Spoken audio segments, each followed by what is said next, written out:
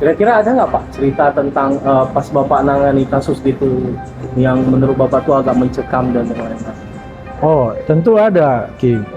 Sebetulnya ketika saya menjadi pengacara, belajar pengacara lah ya, mulai saya dari LBH Medan itu, banyak sekali kasus-kasus yang kami tangani itu yang kadang-kadang mendebarkan, kadang-kadang menyeramkan, kadang-kadang mengancam juga, mengancam nyawa juga gitu ya.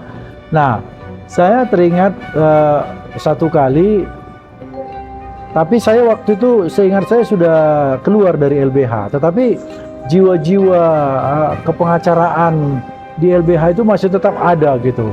Jadi semangat kita untuk membela masyarakat, rakyat kecil itu masih tetap ada dan berapi-api gitu. Nah, satu kali saya ingat betul, ya ada teman saya namanya Anwar dari LBH. Satu kali dia temui saya, dia bilang, Pak Nangyan, ini kita ada kasus mau kita tangani. Anwar itu dari LBH juga Pak? Dari LBH, tetapi kami sama-sama sudah keluar dari LBH.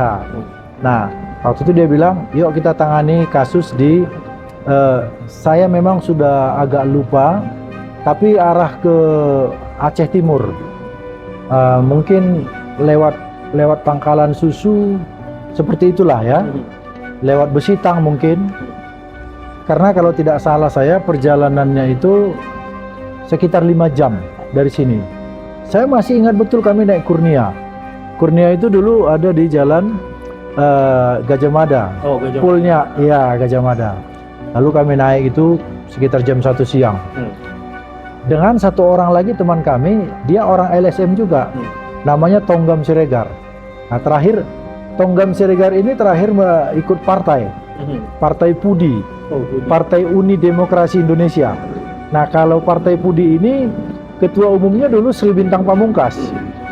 Kita sama-sama tahu lah kalau orang pergerakan itu sangat kenal dengan Sri Bintang Pamungkas. Ini orang yang sangat berani juga melawan Soeharto pada masa itu. Saya ingat misalnya kasusnya Sri Bintang Pamungkas ini ketika demo di Jerman. Dia mendemo Soeharto waktu datang ke Jerman. Sampai Jerman ya Pak? Ya. Dia dengan rekan-rekannya mendemo Soeharto waktu itu di Dresden. Saya masih ingat itu, di Dresden, Jerman. Soeharto di demo. Lalu kemudian ketika tiba di Indonesia, ya memang akhirnya Sri Bintang Pamungkas ini diadili. Nah, dia kemudian membentuk partai. Namanya Partai Uni Demokrasi Indonesia. Nah, jadi waktu itu kalau tak salah saya, ketua DPC-nya bernama Tonggam Siregar. Tonggam Siregar ini sudah lama saya kenal ketika kami lah katakan mulai magang, mulai volunteer di LBH Medan. Saya kenal juga beliau ini orang yang berani ya di LSM. Nah, waktu itulah kami diajak ke daerah Aceh Timur sana untuk membela masyarakat petani. Ya, zaman dulu itu kalau negara ingin mengambil tanah, ya cukup dia suruh TNI untuk datang untuk mengatakan bahwa orang-orang yang ada di situ itu adalah PKI dan itu yang senjata paling ampuh. Kalau dulu Ki, orang kalau sudah dikatakan PKI, rasanya dunia ini udah tamat. Itu tahun berapa Pak? Ya ketika peristiwa kami itu 96.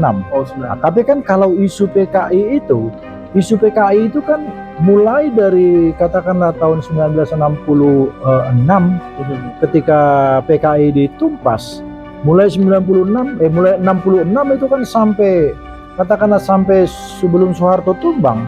Ini kan isu yang paling enak digoreng-goreng. Iya. Ini isu yang paling apa ya, paling mujarab gitulah, paling ampuh untuk mematikan langkah orang, untuk bahkan mematikan karir seseorang. Kita bilang aja dia keturunan PKI, habislah itu. Nah, dan itu dilakukan oleh artinya itu dilakukan negara lewat tangan-tangan aparat pada zaman Soeharto. Iya, kita tahulah, kami mengalami itulah, kami sangat mengalami itu. Nanti saya bisa cerita banyak hal lagi. Nah, kemudian kami masuk dari Jalan Raya Medan Banda Aceh itu, dari Jalan Raya itu masuk ke dalam, kami naik RBT. Dulu RBT namanya ya, seperti sekarang Gojek lah. Kami naik itu, kami 3 orang, kami masuk ke dalam. Kemudian kami bertemu dengan masyarakat petani itu. Kami bertemu dengan masyarakat petani, kemudian bincang-bincang bagaimana mereka sudah mulai mendapatkan intimidasi, mereka mulai mendapatkan teror seperti itu ya. Lalu kemudian kira-kira jam 7 mungkin, jam 7 malam setelah kami ngobrol-ngobrol itu, kami disajikan makanan lah.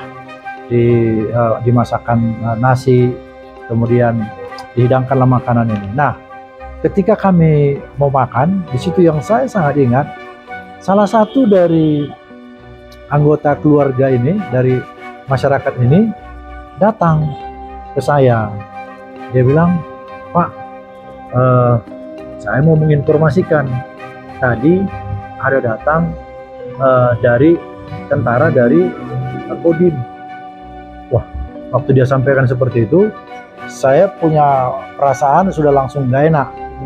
Karena terus terang saja, pada masa itu apa yang tidak bisa dilakukan tentara? Ya, kalau tentara bilang hitam, hitamlah. Tentara bilang putih, putih. Gak ada yang berani melawan tentara.